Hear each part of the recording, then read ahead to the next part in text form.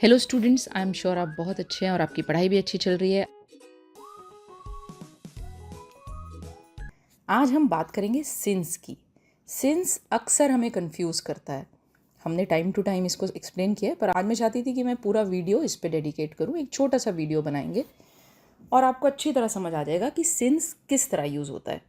Since एक preposition है, ये एक कंजंक्शन है और ये एक एडवर्ब भी है। सिंस टाइम बताने के लिए यूज़ होता है। बहुत ज़्यादा हम नामों में नहीं जाएंगे, मैं आपको सिंपली बता देती हूँ कि सिंस एक टाइम की इंडिकेशन देने के लिए होता है या फिर सिंस रीज़न देने के लिए होता है।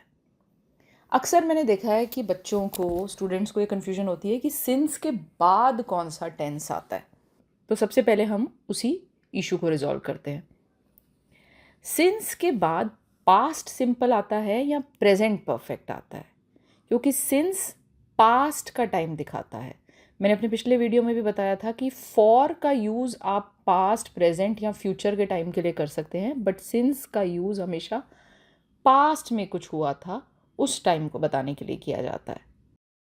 जब सिंस कोई एक ऐसी स्टेट बताता है पास्ट की जो अभी भी कंटिन्यू हो रही है, तो फिर हम वर्ब की प्रेजेंट परफेक्ट फॉर्म यूज़ करते हैं। इसके कुछ एग्जाम्पल्स देखते हैं। They have not called us since they moved house. उन्होंने हमें कॉल नहीं किया सिंस कब से। जो अगला पूरा का पूरा क्लॉज है वो एक्चुअली एक टाइम को रिप्रेजेंट कर रहा है। उन्होंने वो अपना घर मूव किया, मतलब उन्होंने घर शिफ्ट किया। इसे हम सिंपल पास्ट टेंस में लिख सकते हैं। They have not called us since they have moved house. उन्होंने हमें कॉल नहीं किया है जब से उन्होंने अपना घर शिफ्ट किया है। Since they have move to Germany I have been missing them. जब से वो जर्मनी गए हैं, मैं उन्हें मिस कर रही हूँ। इसको आप रिवर्स भी कर सकते हैं। I have been missing them since they move to Germany. और मैंने यहाँ पास्ट सिंपल टेंस का यूज़ किया है। जब वो जर्मनी गए तब से मैं उनको मिस कर रही हूँ। जब से वो जर्मनी गए हैं तब से मैं उन्हें मिस कर रही हूँ। दोनों ही सेंटेंसेस करेक्ट हैं। अगला देखिए, आपको और अच्छी तरह समझ में आएगा। It has been years since I have had a cake. It has been years since I had a cake.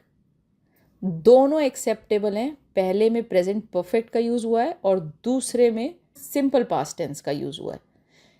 आप दोनों सेंटेंसेस में देख रहे होंगे, पहले में हैव हैड का यूज़ हुआ है। पहला हैव हेल्पिंग वर्ब है, दूसरा हैड जो कि हैव का ही एक फॉर्म है। ये पास्ट पार्टिसिपल फॉर्म है हैव का, ये मेन वर्ब है। यहाँ हैड का मतलब है कुछ ग्रहण करना, कुछ लेना या कुछ खाना, खाना या पीना या ग्रहण करना। सिंस का एक यूज़ एक एडवर्ब की तरह होता है जिसके बाद देन आता है, तब से। ओके, इस केस में ये एक ऐसा एडवर्ब ऑफ टाइम हम लोग यूज़ करते हैं जब टाइम रेफरेंस अंडरस्टूड होता है, नोन होता है। मैं आपको एग्जांपल्स देती हूँ। I left Chandigarh in 2020, I have not been there since then. मैंने चंडीगढ़ को 2020 में छोड़ा, मतलब मैं वहाँ से आ गई, तब से मैं वहाँ नहीं गई हूँ। दे हैड एन अगली fight last year and have not spoken since. उनकी लास्ट ईयर एक अगली फाइट हुई थी, माने एक बहुत बुरी फाइट हुई थी, और उन्होंने एक दूसरे से तब से बात नहीं की है। सिंस देन की जगह सिंस भी यूज़ कर सकते हैं, जैसा मैंने इस सेंटेंस में किया है। अच्छा, एक और तरीके से आपने सिंस का यूज़ देखा होगा। सिंस के बाद ING form of the verb भी आता है, और ये तब आता है जब मेन क्लॉज का सब्जेक्ट और सबऑर्डिनेट क्लॉज का सब्जेक्ट सेम हो। I have not met him since talking to him last year. देखिए, I have not met him, I को रिपीट करने की ज़रूरत नहीं है। I have not met him since talking to him last year. मैं उससे नहीं मिली हूँ जब मैंने लास्ट ईयर उससे बात की थी, तब से।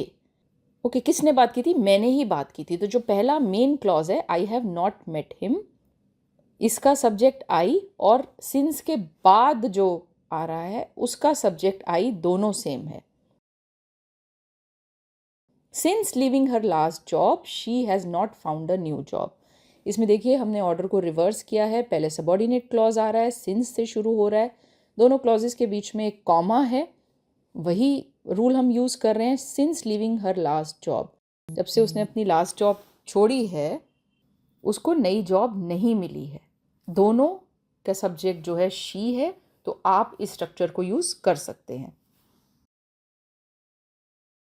हम सिंस एवर का यूज़ करते हैं एम्फसिस के लिए।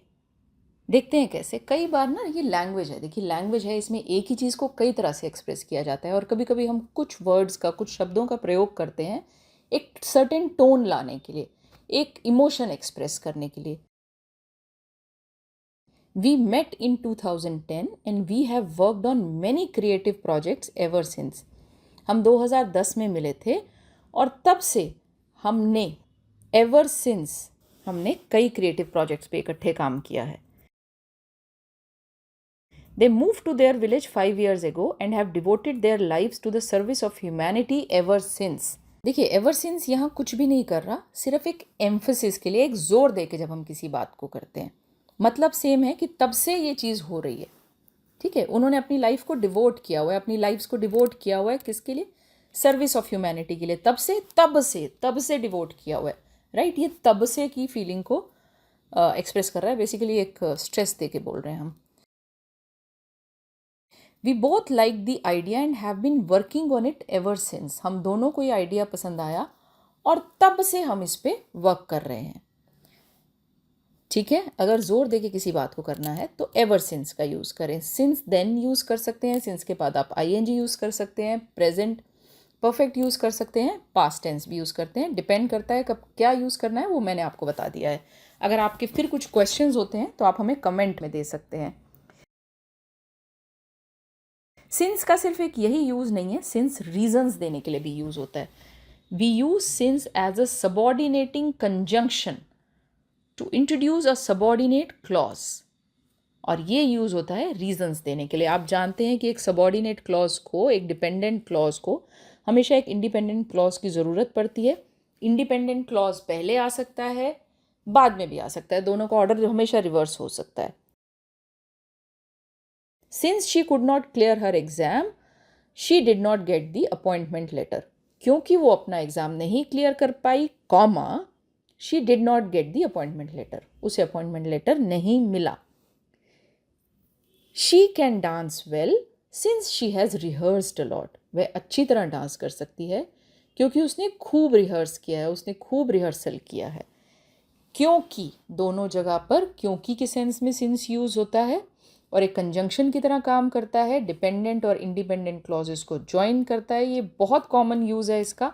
मैं 2 ही एग्जाम्पल्स दे रही हूँ, आप कमेंट सेक्शन में अपनी तरफ से कुछ एग्जाम्पल्स ऐड कर सकते हैं।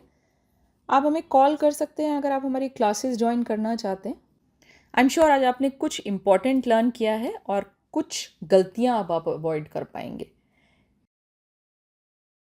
यहाँ मैं आपको याद दिला दूँ कि हमारे चैनल पे आपको अपनी लैंग्वेज और कम्युनिकेशन स्ट्रेंथन करने के लिए और बहुत से वीडियोस मिल जाते हैं। हमारा कंटेंट हिंदी और इंग्लिश दोनों में है।